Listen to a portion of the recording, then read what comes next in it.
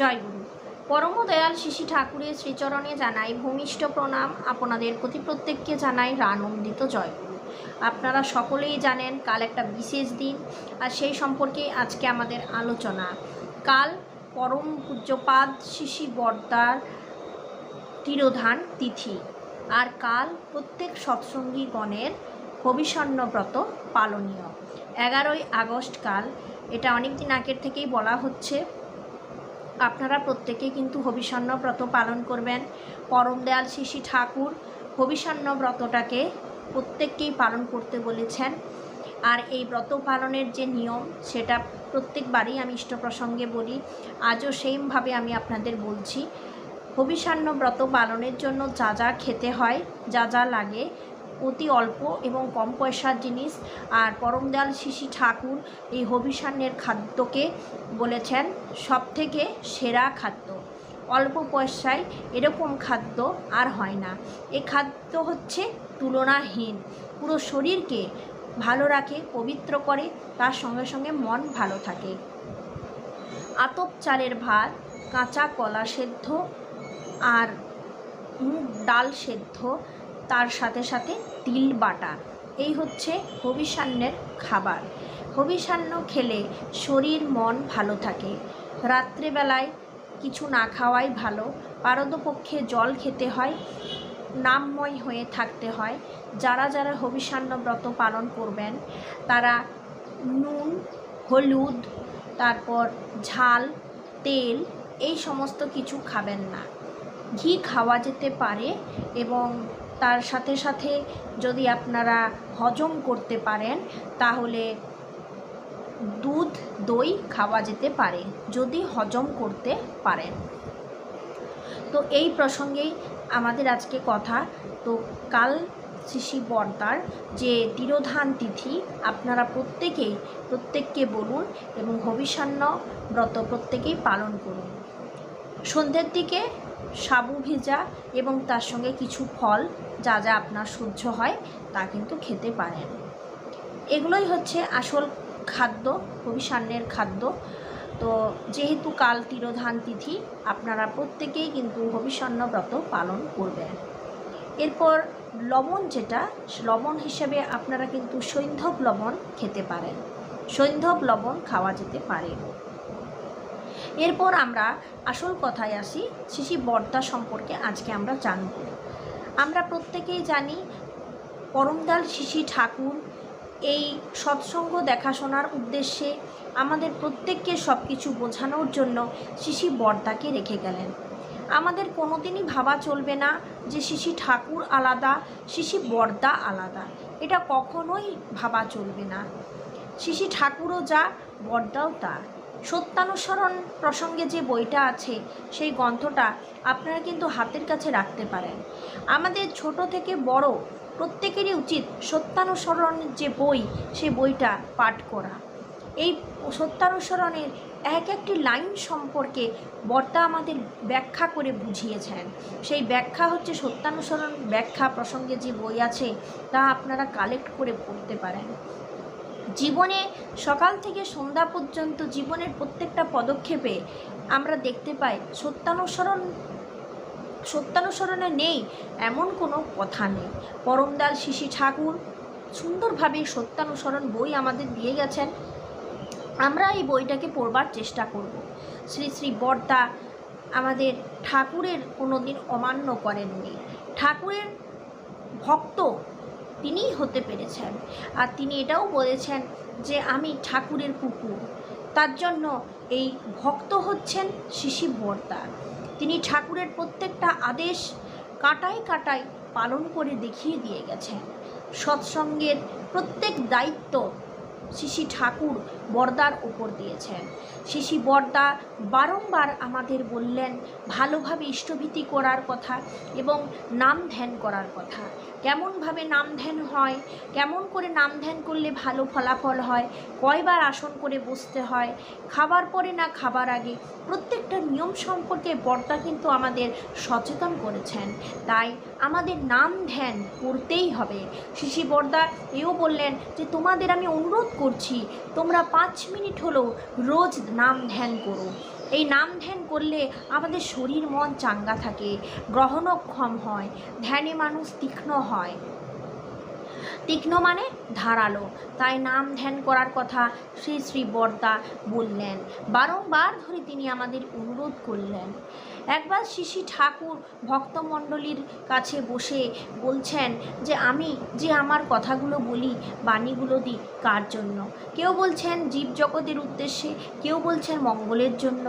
কিন্তু শ্রী বর্দাকে যখন জিজ্ঞাসা করলেন শ্রী ঠাকুর যে এই বাণীগুলো কার জন্য, ঠাকুর বলছেন আগে আমার জন্য। তাহলে বুঝতে পেরেছেন পরমদয়াল শ্রী ঠাকুরের একমাত্র নির্দেশগুলো পালন করতে পেরেছেন শ্রী বর্দা। আমরা তো কেবলমাত্র শুনি এবং উপরাউপরিভাবে বলে বেড়াই, কিন্তু ঠিকঠাকভাবে পালন করার উদ্দেশ্য, ঠিকঠাকভাবে পালন করার আমাদেরও ক্ষমতা নেই। তাই 2-4টি কথা আজকে বর্দা সম্পর্কে আলোচনা করব। একদিনের এক প্রসঙ্গের সারসংক্ষেপে এখানে তুলে ধরি, মানে যিনি লিখছেন। আমরা অনেকেই হল ঘরে বসে আছি। ডাক্তার বিশুদা শিবদয়াল সিংহের পেটের গণ্ডগোলের কথা বললেন। শিবদয়াল তাকে ওষুধ দিয়ে ভালো করতে হবে, খাওয়া দাওয়ার কোনো বিধিনিষেধ করাও চলবে না। আমরা সবাই খুব হাসলাম, কিন্তু বর্দার চোখে মুখে দিব্য গাম্ভীর্য থমথম করতে লাগলো। আমাদের দিকে চেয়ে তিনি বললেন, মানে এখানে বর্দার কথা বলা হয়েছে, জড়ো মানে কী রে? সাধারণ অর্থ আমরা সবাই জানি, কিন্তু এর ভিতর যে কত বড় রহস্য লুকিয়ে আছে তা পরে অনুভব করেছি। অনেকেই জিজ্ঞাসা করলেন যে যার যার মতো সবাই উত্তর দিল। পূজ্যপাদ দাদার উত্তরেই তিনি প্রীতি প্রসন্ন হয়ে হঠাৎ বলতে শুরু করলেন, হ্যাঁ, আমরা জড়ই তো হয়ে আছি। এই জড়ত্ব থেকে উদ্ধার পাওয়ার জন্যই তো এত সাধনা। তাই আদিকাল হতেই কত রাজা মহারাজা সিংহাসন ত্যাগ করে চলে গেছেন বনে। দেখুন, আমরা আমাদের এমন ঠাকুরকে পেয়েছি, তার এমন সাধনা, আমরা সংসারে 10 কাজের মধ্যে এই সাধনা করে আমরা নিজেদের শোধরাতে পারবো। আদিকাল হতেই কত রাজা মহারাজা সিংহাসন ত্যাগ করে চলে গেছেন বনে জড়ত্ব হতে মুক্তির পথ বের করতে। ভগবান গৌতম বুদ্ধও তো নির্বাণ বা মুক্তির পথ বের করতেই গৃহত্যাগী হলেন। প্রবৃত্তির অধীনতা স্বীকার করলে ধীরে ধীরে জড়ত্ব গ্রাস করে ফেলে মানুষকে। যা আমার পক্ষে ক্ষতিকর তাই করি, যা খেলে শরীরের স্বাস্থ্যের ক্ষতি হয় তাই লোভের বশে খেয়ে ফেলি। মাদকতা থেকে শুরু করে সব কিছুর ওপর প্রবৃত্তির আধিপত্য রয়েছে। ইষ্টকর্মের চাপে মানুষ প্রবৃত্তির উপরে উঠে যায়, প্রবৃত্তি তার উপর আর আধিপত্য বিস্তার করতে পারে না। তাই তো আমি ইষ্টকর্মের জন্য অনবরত চাপ দিই। মন্দিরের কথা, ইষ্টার্থে অর্থ সংগ্রহের কথা এত করে বলি। গভীর আগ্রহ ও নিষ্ঠাসহ ইষ্ট কাজ করলে প্রবৃত্তি সুযোগই পায় না। আচার্যদেব, তখনকার দিনে আচার্যদেব ছিলেন প্রধান আচার্যদেব, শ্রী বর্দা, পরম পূজ্যপাদ শ্রী বর্দা বললেন, যদি আমরা নিষ্ঠা সহকারে ভালো মতো কাজ করি, ইষ্টের কাজ করি, তাহলে প্রবৃত্তি আসে না। মানুষ এক লহমায় ওই গণ্ডি পেরিয়ে যায়। একই সূত্রে গাথা বহুদিন আগের অনুরূপ একটি প্রসঙ্গ মনে পড়ে গেল। অশোক আশ্রমে সেদিন কানাই কানাই লোক। তিনি হেসে বলেছিলেন, আমি যদি ছবি আঁকতে পারতাম তবে এমনও তোর ছবি আঁকতাম। একজন মানুষ তার সমস্ত বন্ধন ছিন্ন করতে কোথায় কোথায় বাধা পায়। এক একটি ঘিরে ভিতরে কত কিছু আসর জমিয়ে আছে। মান, যশ, মেয়ে, মদের বন্ধন সব কিছু তাকে বেঁধে রেখেছে। পথ হলো ইষ্টকর্মে নিজেকে সম্পূর্ণরূপে উৎসর্গ করে দেওয়া। সত্যি তাই, আমরা যদি জীবনে এই জীবনটাকে সুন্দর করতে চাই, ভালো করতে চাই, আমাদেরকে উৎসর্গ করতে হবে, ইষ্টে উৎসর্গ করতে হবে, নিজেকে উৎসর্গ করতে হবে। সমস্ত মানব জীবনকে এই ধারার তাপস দীক্ষায় দক্ষ করে তোলার জন্য শ্রী ঠাকুর তার পিতা বলে নয়, তিনি শ্রী ঠাকুরকে গ্রহণ করেছেন ইষ্ট বলে, সীমাহারা সসীম পুরুষ বলে, যার লীলা বিশ্ববিধানে ছন্দায়িত প্রতিটি অনুপরামাণুতে। শ্রী শ্রী ঠাকুর ছাড়া কেউ তার জীবনকে আদর্শ করতে পারেনি।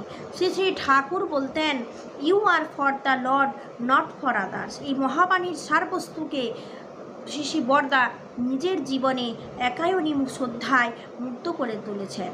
শ্রী শ্রী ঠাকুর আদর্শ এমনভাবে অন্য কারো জীবনে আত্মবিনয়নী তৎপরতায় অটুট হয়ে আছে তা জানি না, তবে শ্রী শ্রী বর্দাকে দেখেছি শ্রী শ্রী ঠাকুরের আশিস অনুশাসনকে নিজের জীবনে মূর্ত করে তোলার কি আকুল প্রয়াস। সেই প্রচেষ্টা তার জীবন সাধনায় অপূর্ণ হয়ে থাকেনি বলেই তিনি হয়ে উঠেছেন লোক জীবনের পরম তীর্থ। তার জীবন হয়ে উঠেছে পরিবার, পরিবেশ ও জনগণের ধারণ পালন পোষণী পরিক্রমা পরম কল্যাণ মূর্তি। কল্যাণকারীর কখনো দুর্গতি হয় না। ইষ্টার্থী কর্মই সৎকর্ম, निष्काम कर्म कल्याण कर्म। राधा स्वामी दयाल एक बार आएंगे, बाप और बेटा होकर लीला करेंगे। আমরা শ্রী ঠাকুরকে ওই নামের ব্যক্ত মূর্তি বলেই পুজো করি। শ্রী বর্দাকে পাচ্ছি আমরা তারই লীলার উত্তর সাধক হিসেবে। পূর্ণ করে চলেছেন মহাজীবনে অনুশাসন তার লীলা। শ্রী বর্দা দুনিয়ায় নেমে এসেছিলেন সেদিন ছিল 5ই অগ্রহায়ণ 1318 সন শুক্লা প্রতিপদ মঙ্গলবার দিন সন্ধ্যা 6টা 45 সময় নবজাতককে বরণ করলেন বিশ্ববাসী। শ্রী পূজ্যপাত শ্রী বর্দা শ্রী ঠাকুরের সেবায় নিরন্তর নিজেকে আত্মসমর্পণ করেছেন বলেই শ্রী ঠাকুরের প্রীত হয়ে তার উপর সম্পূর্ণ নির্ভর করেছেন। তাকে চুজান ম্যান বলে অভিহিত করেছেন। তার জীবন ছিল সংগ্রামী। সে সংগ্রাম ছিল তার আরাধ্য দেবতাকে প্রতিষ্ঠা করার জন্য। শ্রী ঠাকুর চেয়েছেন আশ্রমে বিভিন্ন রকমের কর্মসংস্থা গড়ে তুলতে। শ্রী বর্দা এগিয়ে এলেন সম্বর্ধনী প্রস্তুতি নিয়ে। শ্রী ঠাকুর বলতেন, কর্মই ধর্ম। অলস ভাবালুতা ও নিষ্ক্রিয় অনুরাগ জীবনকে নন্দিত করতে পারে না। শ্রী বর্দা শ্রী ঠাকুরের সেই ভাবধারাকে রূপময় করে গড়ে তুললেন আশ্রমের বিভিন্ন সংস্থা, নিয়োগ করলেন উপযুক্ত ব্যক্তি সেই সব সংস্থায়। বড় হয়ে উঠতে লাগলো প্রতিটি মানুষ তার ব্যক্তির স্বাতন্ত্র্য নিয়ে। সুন্দর হয়ে উঠল আশ্রম ও কর্মীগণ। তার সাধনায় পূর্ণায়ন আরও গৌরবে উজ্জ্বল হয়ে ওঠে। যখনই প্রতিদিন লক্ষ লক্ষ লোক আশ্রমে এসে অনুভব করে পরম শান্তি, তাদের নিজ সত্তার অন্তর্নিহিত মৌন ভাষা অনুভব করে, তারা জীবনে বাঁচার ও সপরিবেশ বজায় থাকার যে মিলনক্ষেত্র, তা যেন এইভাবে পুরুষোত্তম বেদিতলে সার্থক রূপ নিয়েছে। মানুষ উচ্ছ্বসিত এই আশ্রমের প্রশংসায়। শ্রী বর্দা যে হাল ধরেছিলেন, আজকে সেই হাল ধরেছেন বর্তমান আচার্যদেব। আজ ঠাকুরবাড়ির কত উন্নত, কত পরিবর্তন। আমরা এখান থেকে বসে বসে অ্যাকোমোডেশন করছি, একদম ট্রেন থেকে নেমে অটো থেকে উঠে চলে যাচ্ছি রুমে, ফ্রেশ হয়ে প্রার্থনায় যোগদান করছি। ইষ্টভৃতি আর লাইন দিতে হচ্ছে না, ইষ্টভৃতি আর কেন্দ্রমন্দিরে পৌঁছাতে হচ্ছে না, ফোনে একটা ক্লিকেই চলে যাচ্ছে ঠাকুরবাড়ি ইষ্টভৃতি 7 সকালে প্রার্থনার পর। এইভাবেই আমরা এতটা বেশি পরিমাণে উন্নত হয়েছি। আরও জানি না আরও কী প্ল্যান আচার্যদেব আমাদের প্রত্যেকের জন্য করে রেখেছেন। কালকের দিনটি অবশ্যই বিশেষ পালনীয়। শ্রদ্ধা জ্ঞাপন করে প্রত্যেকেই হবিষ্যণ্যব্রত পালন করুন। আপনারা সকলে সুস্থ থাকুন, ভালো থাকুন, আর বৃথা বাক্যালাপ কালকের দিন বর্জন করলেই ভালো। আজ এই পর্যন্ত। জয়।